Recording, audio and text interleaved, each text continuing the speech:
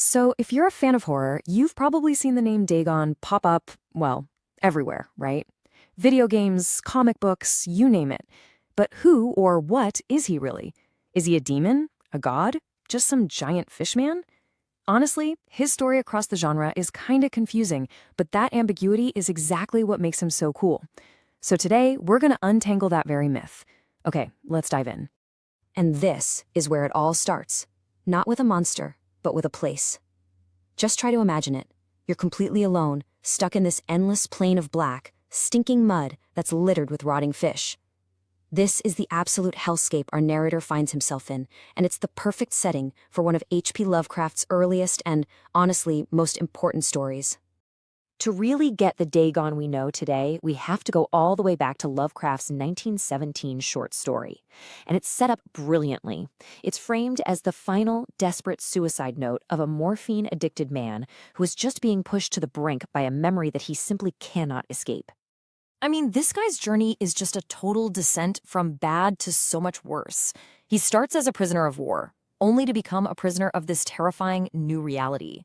After he escapes his captors, he drifts for days until he wakes up stranded on an island that shouldn't exist, a chunk of the deep ocean floor that's been thrown up into the open air by a volcano. And it's there that he finds something that completely shatters his mind forever. So this is it, the climax of the whole ordeal. He finds this massive, ancient-looking monolith, and as he's watching, this absolutely gigantic creature pulls itself out of the muck. But here's the thing, it doesn't attack him. Nope. Instead, it seems to be worshipping the stone, wrapping its gigantic, scaly arms around it. Our narrator is seeing this ancient, completely non-human act of religious devotion, and the sight is just too much for any human mind to handle.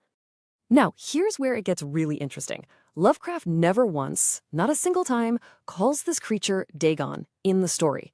And this little detail, this ambiguity, it's the seed from which a whole century of lore and a whole lot of confusion has grown. And that question, right there, is what has fueled arguments and debates among fans for decades. The entire modern idea of who Dagon is hinges on what our narrator truly saw out there on that black mire. So let's break it down. On one side, you have what the narrator actually witnessed, a huge, unnamed sea creature that's worshipping an idol. On the other side, you have how his human brain tried to make sense of it. He was trying to rationalize this absolute horror, so he slapped a human name on it by making a guess based on a historical god he'd heard of. So here's the key takeaway. Most scholars and fans agree that the narrator did not see the god Dagon itself. What he probably saw was an ancient, enormous member of a species Lovecraft would later call the Deep Ones, a whole race of amphibious humanoids. And it was performing an act of worship. He saw a follower, not the god. And that leads us right into the next big debate.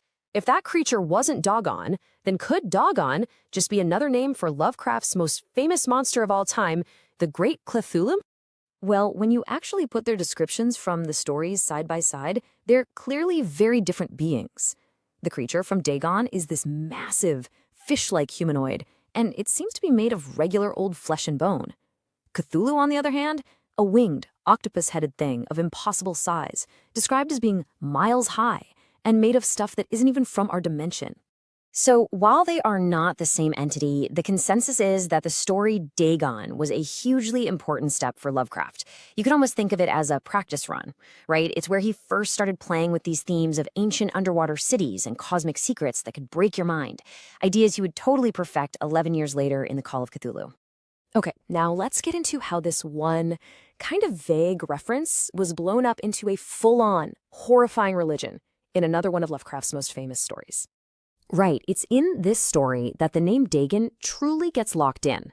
We're introduced to this decaying, creepy town called Innsmouth, where the locals are secretly worshipping these beings they call the Deep Ones, led by figures they call Father Dagon and Mother Hydra. So this cult was founded way back in 1838 by a sea captain who made a pact with the Deep Ones. It was a simple, terrifying deal. He promised them worship and human sacrifices, and in return, they promised the town of Innsmouth would have all the fish it could want and all this strange, otherworldly gold. And the core of their belief system was just horrifying. Their oaths demanded not just worship, but a complete biological and spiritual merger with these non-human things. They had to interbreed with them, creating hybrid children, all based on this promise of getting rich and achieving a kind of aquatic immortality. Now, beyond Lovecraft's own work, this is where the lore of Dagon just explodes. And it's so interesting because that initial ambiguity we talked about, it was like an open invitation for other creators. The name became this catch-all term for any kind of deep-sea horror, and it was fleshed out by generations of writers, game designers, and filmmakers. You know, for a lot of people, their first run-in with Dagon wasn't in some dusty old book, but in a game. Tabletop RPGs were absolutely crucial in turning these vague literary ideas into concrete monsters with stats and abilities. Gaming is what really gave Dagon a defined, monstrous form that has stuck with us. Whether it's as a demonic prince in D&D, a central god in the Call of Cthulhu RPG, or that terrifying boss battle in the video game Dark Corners of the Earth, these games took Lovecraft's vague suggestion and made it solid, playable, and, well, sometimes defeatable.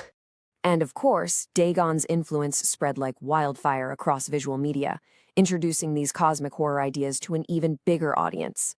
You can see this influence so clearly in things like the 2001 movie Dagon, which, funnily enough, is really more of an adaptation of the Innsmouth story than the original Dagon tale. You also see it in direct comic book versions, and maybe most importantly, in the work of writers like Alan Moore, who folded these themes into his own complex stories, treating the whole mythos like a kind of modern folklore. So let's pull all this together. How did a name from ancient history that got attached to a creature that might not have even been him become such a huge part of modern horror? Well, the answer really lies in a historical misunderstanding. The real Dagon was a Mesopotamian god of, get this, agriculture, a farm god. But back in the 19th century, this popular but totally incorrect theory started going around that he was a Philistine half-fish sea god. Lovecraft jumped on that popular misconception, borrowing a familiar biblical-sounding name to give a little historical weight to his completely alien creation. And that's the whole journey we've just tracked. It started as an unnamed creature in a 1917 story, became a cult leader in Innsmouth, and finally evolved into the pop culture titan we know today. It's an amazing example of a sort of open-source mythology built by countless people over decades, all sparked by one terrifying, ambiguous vision.